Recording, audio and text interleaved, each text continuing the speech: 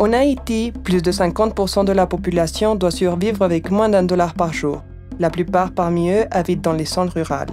Les enfants des foyers les plus pauvres ont 2 fois plus de probabilités de mourir que les enfants des foyers plus riches. Un enfant sur 11 meurt avant de fêter ses 5 ans, et un enfant sur 5 se trouve en situation de malnutrition. La mortalité maternelle en Haïti reste 6 fois plus élevée que la moyenne régionale.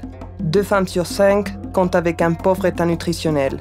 2 femmes sur 5 n'ont pas d'accès à des contraceptifs modernes alors qu'elles ne veulent plus avoir d'enfants. Des sommes d'argent importantes ont été investies dans le secteur de la santé en Haïti et pourtant, les familles ne reçoivent pas toujours les services essentiels dont ils ont besoin. Du coup, les enfants continuent à mourir à cause des maladies qui pourraient être évitées et les femmes continuent à mourir lors de l'accouchement à cause des complications que la médecine moderne peut leur épargner. L'argent n'est pas une solution à lui tout seul.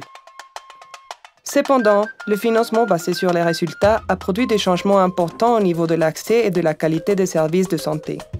Au Burundi, en Argentine, au Mexique, au Cambodge et dans bien d'autres pays du monde, cette stratégie de financement a permis d'augmenter l'utilisation et d'améliorer la qualité des services pour la santé maternelle et infantile. Quelles solutions peut-on proposer? En accord avec la politique nationale de santé, le nouveau projet de la Banque mondiale soutient le gouvernement haïtien en assurant la livraison gratuite d'un paquet de services essentiels pour la santé et la nutrition maternelle et infantile, la mise en place des mécanismes de financement basés sur les résultats et l'expansion d'un réseau d'accompagnement familial.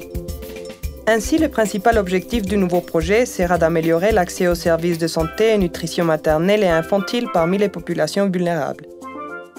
Quel est ce paquet de services essentiels? Le paquet comprendra des services essentiels considérés comme coûts efficaces pour réduire la mortalité maternelle et infantile. Ce paquet sera axé sur les activités de prévention et de santé primaire. Qui sont les bénéficiaires? Les services du paquet seront clairement définis et livrés gratuitement aux femmes enceintes et aux enfants de moins de 5 ans qui habitent principalement dans les zones sous-desservies. Comment seront financés ces services? Le paquet de services essentiels sera financé sur la base des résultats. Pour ce faire, le ministère de la Santé publique et de la Population contractualisera avec des prestataires publics et non publics pour la livraison du paquet de services. Les prestataires seront remboursés pour la quantité de services fournis et en fonction de la qualité avec laquelle ces services ont été livrés. Qu'est-ce qu'on va avoir comme changement? Chantal pouvait présenter des complications à chaque fois qu'elle accouchait chez elle. Maintenant, Claire, agent communautaire, va informer Chantal et ses enfants sur l'importance d'accoucher dans un établissement de santé. Claire va recevoir une prime si Chantal arrive à l'établissement de santé à temps pour accoucher. Chantal peut maintenant accoucher dans un établissement de santé et recevoir tous les soins obstétricaux et néonataux dont elle et son bébé ont besoin. Avant, Anne ne se rendait pas à l'établissement de santé car elle risquait de ne pas trouver le personnel, ni l'équipement, ni les médicaments adéquats. Maintenant, l'infirmière Sophie reçoit une prime lorsqu'elle offre des soins de qualité à Anne. Sophie veille donc à ce que les éléments nécessaires soient toujours disponibles dans son centre de travail et lorsqu'Anne arrive, elle est sûre de recevoir les soins de qualité dont elle et son enfant ont besoin. Avant, Maryse ne faisait pas les contrôles prénataux, faute d'argent.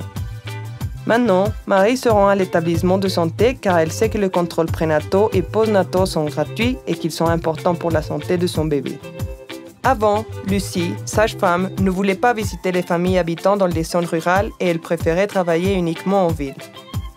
Maintenant, Lucie est motivée de travailler avec des femmes habitant dans les zones éloignées car ses efforts pour se déplacer sont récompensés et appréciés dans la communauté.